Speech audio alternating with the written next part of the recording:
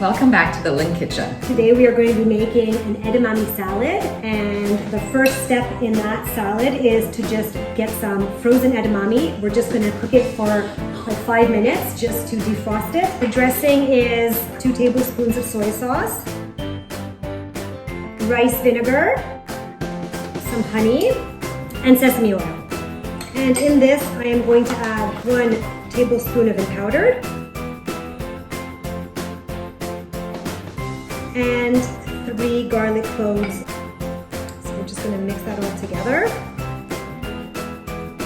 We are going to take 1 can of corn, 1 little can of water chestnuts, a little bit of cilantro, red pepper, and a little bit of green onion. After taking it off the stove, we just rinse it in cold water to make them room temperature again, and just mix in the edamame.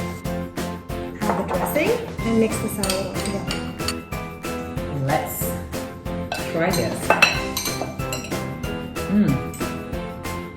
Really good. Very good. Sweet. Definitely a go-to salad. And it's not that difficult to make. Super easy, it's healthy. It's a great addition to our dinner rotation. Thumbs up.